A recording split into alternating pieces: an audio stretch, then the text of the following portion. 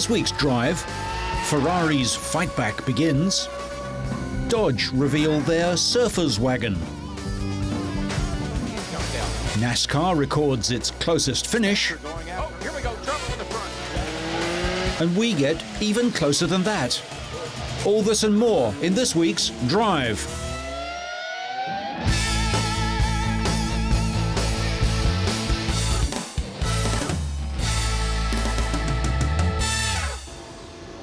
The Ferrari team are confident that they can bounce back from a terrible start to the season. The world champions were taught a tactical lesson by McLaren at Melbourne in the season's opening race. David Coulthard and Kimi Räikkönen crossed the line first and third.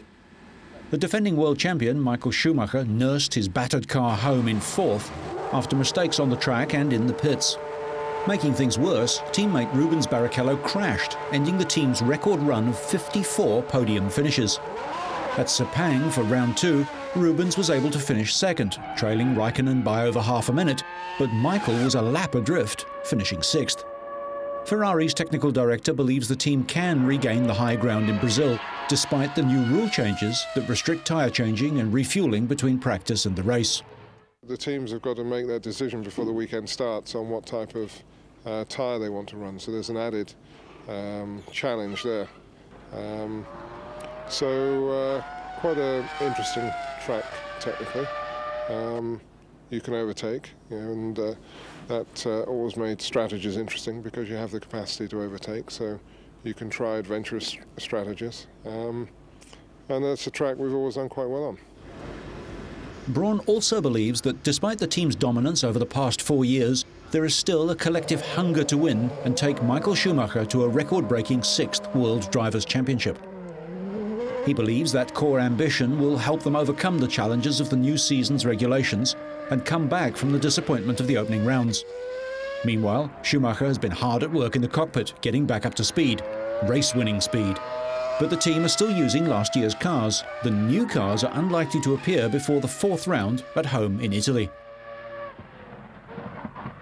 We always try and encourage our people, and I try and take the view myself that this is just a new set of challenges, and whoever meets the challenges will do well. And we have a great group of people here who are up for it.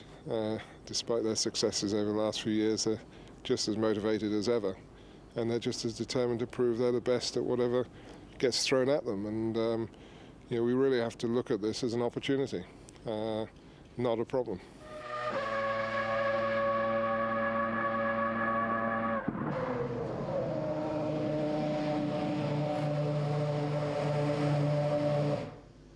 The new F2003 car will be given its first run in anger in the next few races. By that time, the grid will have settled down and Ferrari's true competitive edge will be known. Certainly after the entertainment and upsets of the Australian and Malaysian rounds, fans are looking forward to a thrilling season of racing that will either mark the end of Michael Schumacher's supremacy or see him in a dominant Ferrari winning his record-breaking 6th World Drivers' title.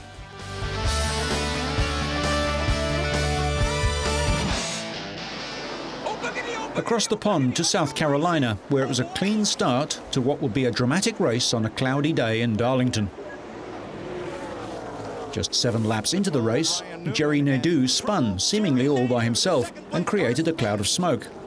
A few seconds later, having slowed for the smoke, Matt Kenseth touched Jamie McMurray's car and spun on the back section of the track. He didn't hit anything solid and was able to rejoin and eventually finished 8th. 6 laps later, rookie Jack Sprague in the number 0 car also spun out all by himself. He kept clear of the pack and slid towards the inside of the track, facing the wrong way. He got going and rejoined, having started 37th and was classified in 40th place. Several drivers found the wall to be magnetic, as the overcast and cool conditions caused tyres to lose grip and cars drifted offline and into the concrete. The race would last for over 3 hours and run at an average speed of 126 miles or 200 kilometers per hour. There was only one serious crash in the race. 7 cars hit the wall or each other on lap 23 after Kevin Harvick started a chain reaction when he hit Sterling Marlin and slid into the wall. Then 5 other cars were involved in the crash, including the hapless Sprague again, but only Todd Bodine was unable to continue. On lap 68, Ryan Newman and Ward Burton in number 22 collided. Newman had started on the front row but finished 14th. Burton finished 29th, 3 laps down. Then, with just 16 laps left, Ricky Craven in the number 32 Tide car moved into second place behind Kurt Busch to set up an exciting finish. And Blaney is all over the back of him, and here comes Dale Jr. And here comes on the final lap, race leader Kurt Busch in number 97 barged into Craven as they fought for the win. But Craven was able to get his Pontiac across the finish line first, fractionally ahead as smoke poured from their crushed wheel wells. Craven! All right! They almost totaled their cars once over the line. Busch's pit crew was not pleased, but Craven's team was ecstatic. The replay showed just how close the finish was as Craven grabbed his second Winston Cup career victory by 2 1/1000ths of a second, the smallest margin since NASCAR started using electronic timing 10 years ago. And I've seen a few. People were up and hollering at of course, the photo finish now. Changing pace entirely, a sunny No-Lamine in France provided the venue for the last race in this season's Andros Trophy. Run since 1990, the Andros Trophy is run over 7 rounds with 2 elite finals every weekend at each venue. In the absence of ice and snow, last year the track was coated in petroleum jelly to add slippage, but this year organisers resorted to the more traditional method of simply watering the tarmac, offering a good compromise between slip and grip. In the promotion division, Evan Stevenart looked a winner in his Nissan Micra after a commanding win in the semi-final. But from the start, it was Joel Stair in another Micra with the advantage. The two made heavy contact throughout the 10 laps, with Rosati pushing his Megane into second place. Stevenart stole second back from Rosati and began a charge on the leader, a charge that became increasingly brutal, with Stair coming off worst with a punctured tyre, handing Stevenart the win ahead of Rosati. For the next heat, 4 times Formula One world champion Alain Prost lined up in an Opel Astra. In the final of the elite race, Rademacher was in pole in his Mini ahead of the Astra of Philippe Corsac and the Astra of ex-Formula One driver Prost, but his race didn't last long. Coming out of the first corner, Wilfred Merafina, pushing hard down the straight, edged Stevenart's Mini Cooper off the track and out of the race. Their tussle left the door open for Alain Prost and Bertrand Ballas in the VW Beetle to go through, but not for long though.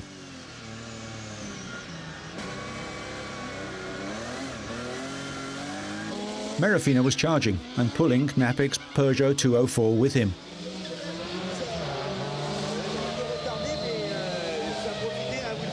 That was the race for first place until the final lap, when Merafina came out the better and crossed the line for the win. Despite the results, Marcel Tarraz remained on top of the overall standings with 765 points and won the 2003 series. With variable grip, the bike racers took things even easier, but Jose Peyronon won the category in convincing style in his Yamaha, ahead of Ludovic Blaquin. Patrick Chotou came third for Yamaha, clean sweep of the podium.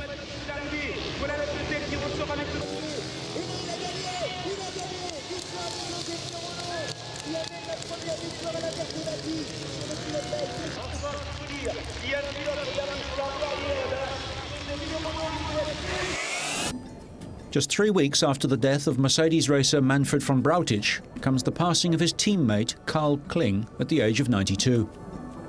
A foreman at a Mercedes garage in his hometown of Gießen and then a customer service engineer for Mercedes itself, Kling started racing in the late 1930s. After the war, he drove for the Veritas team and was twice German sports car champion. He was selected by the Mercedes team, which used rebuilt 1939 Grand Prix cars in the 1951 race series in Argentina, and he also drove a Works 300 SL, winning the Bern Sports Car Grand Prix and the Carrera Panamericana, as well as finishing runner-up in the Mille Miglia. Later, Kling drove for Alfa Romeo and Porsche before Mercedes-Benz went back into Grand Prix racing with the W196 cars. Probably Kling's finest Grand Prix was his first for Mercedes, here at Reims in France in 1954. He gave the W196 one really high-speed victory in the non-championship 1954 Berlin Grand Prix on the fearsome Avus circuit, where the three Mercedes team cars finished 1, 2, 3 and within a second of each other and 3 laps ahead of their nearest challenger. Kling started in 11 World Championship Grand Prix and scored 17 points. After Mercedes withdrew from Formula One at the end of the 1955 season, Kling took over from Alfred Neubauer as head of the motorsport department. But he still continued to compete, although in some of the legendary long-distance rallies at the end of the 50s and into the 60s. His major successes during that period were wins in the 1969 Mediterranean to Cape Town rally with a Mercedes 190 diesel and a 220 SE in the Algiers to Cape Town event 2 years later. At Reims for the French Grand Prix in '54, he qualified beside his teammate Juan Manuel Fangio, led occasionally, and finished a length or a tenth of a second behind the Maestro, his finest hour. Carl Kling was 92.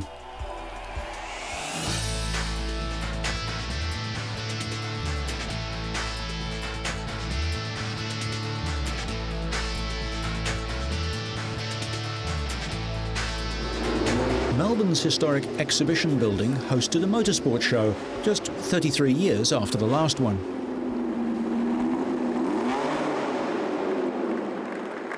Three times world champion Sir Jack Brabham opened the show by driving his Repco Brabham through the heritage-listed building, much to the delight of assembled fans.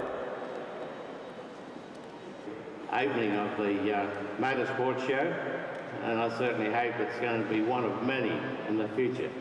And it's great to see all these motor cars displayed here, and it's incredible really just how Australia has come forward in motorsport over the years.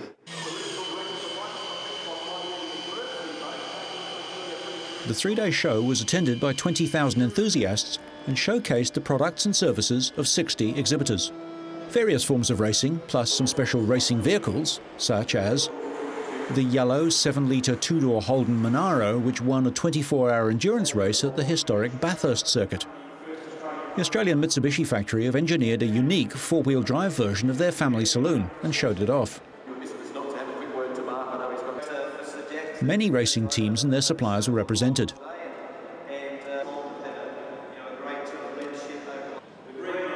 Australia's V8 supercar racing series is seen in various countries and will soon appear on Chinese TV screens.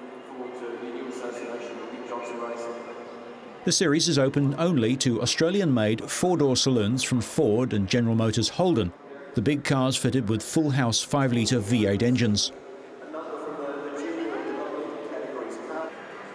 Teams contest a series of sprint and long-distance races of 500 or 1,000 kilometres, and grids of 40 cars are not uncommon.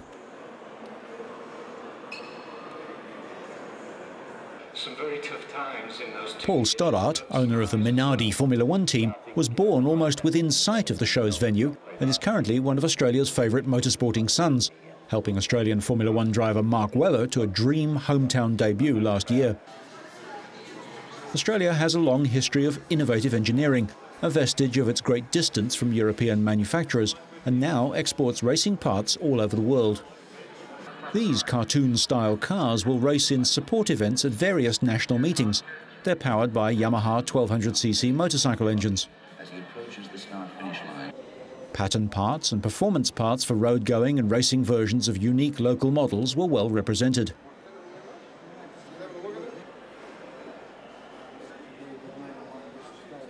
The Repco engine in Brabham's car was also built in Australia. Motec makes world-class driver information and multi-channel data acquisition systems which can monitor and store data on all aspects of a chassis.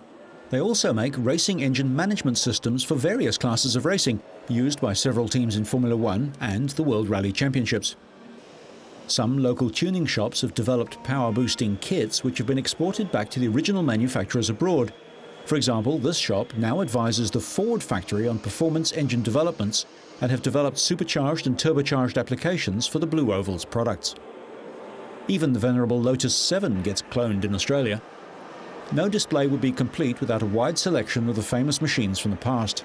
Various technically motorsport-oriented seminars were run each day, hosted by recognised industry specialists. Subjects included racing engineering, data acquisition, composites, brakes, suspension, motorsports fuel, tyres and driver education. In addition, current and historical motorsports films played each hour throughout the duration of the show in a mini-theatre seating 60. The ex-works 1938 Grand Prix Maserati was trapped in America during World War II. Its best place was fourth in the 1946 Indianapolis 500.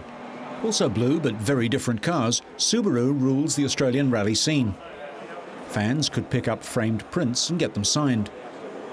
Various classes and categories of racing were strutting their stuff. Local rally legend Ed Ordinsky used to be a primary school teacher and spent hours signing posters for his legions of fans. Some stands welcomed people sitting on or in the machinery. It wasn't only the local cars which were showcased. Audi muscle cars got a lot of admiration too. Suspension is as important as going and stopping. Back at the poster shop, business has picked up. Holden's fans are as dedicated as any in the world. Deemed a roaring success, the show is now expected to become an annual event. Cadillac 16. Cadillac's vast new concept car is called the 16. The company is keen to return to the glory days when caddies meant quality and success. Today's Cadillac falls a long way short of a real luxury vehicle like a BMW, Mercedes or Jaguar, let alone a Rolls-Royce, Bentley or Maybach.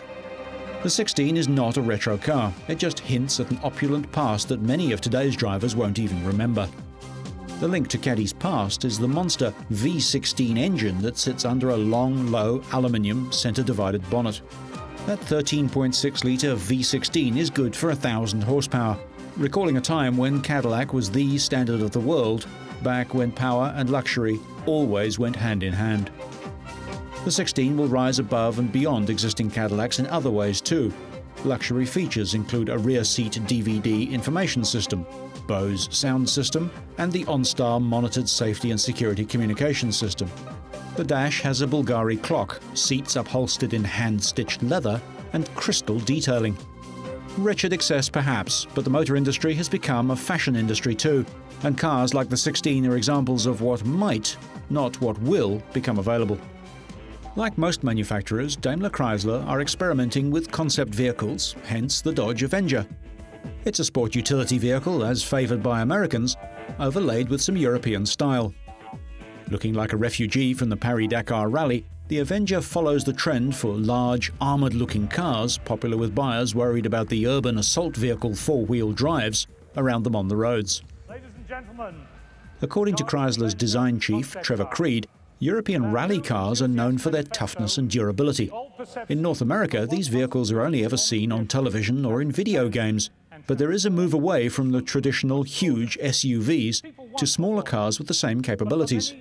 Inside, there are 4 separate seats with 4-point racing car style harnesses. Avenger's all-wheel drive is powered by a 3.5-litre V6 with an automatic transmission, gear selection done by steering wheel mounted paddles. It's been called the perfect Ram Raider. On the other hand, the Dodge Kahuna is part VW microbus and part futuristic PT cruiser, giving more than a broad hint at what Dodge will do with some of its more affordable cars.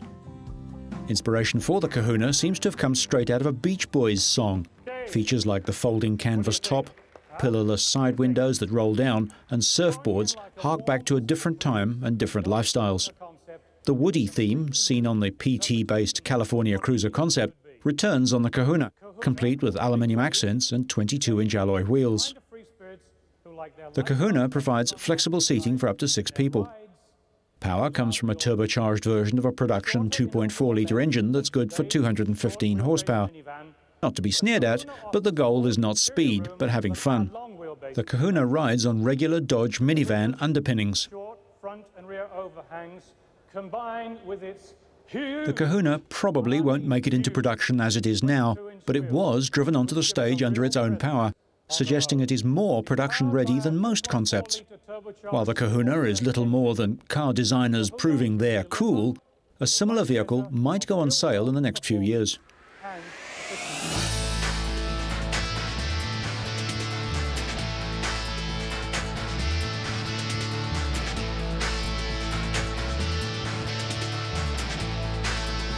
Rush hour on London streets, where walking is sometimes faster than using the car. 40 years ago, a report by Sir Colin Buchanan predicted the rise of car use in the UK. At a conference in London, his son, also an expert in urban transportation, said moves have to be made to ease traffic in towns. I think the problems are in many ways much the same, although if you look at the streets, they're a lot more efficiently managed now than they were. Parking, for instance, wasn't under control in the early 60s. It's now well controlled. We found we can get much more traffic down roads than we used to be able to, so capacity is being well used now. But otherwise, the problems of traffic growth are still very much with us. Experts say that some form of rationing or fee-paying system is needed, like that introduced recently in the centre of London. If we can get a system of pay-as-you-go like that, then it won't work miracles. We shall still have congestion, we shall still have roads that are too full, but we shall have that on the basis of people choosing in the light of the costs they're causing, and by paying as they go in that way, contributing a stream of revenue that we can use to invest where investment is needed. But congestion in developing countries is a major headache that needs to be addressed too, although they'll probably look to the West for workable models which can be adapted to their circumstances, according to traffic consultant David Bayliss. These cities in the developing countries are growing so rapidly, they simply can't expand their transport infrastructure. They're going, in my opinion, to have to introduce some sort of rationing of the way in which roads are used. And at this point in time, there's no evidence of them being able to do it. But they're going to have to do it at some stage. The experts agree that to ease congestion, a price must be put on the use of cars. Or they could encourage the use of motorcycles.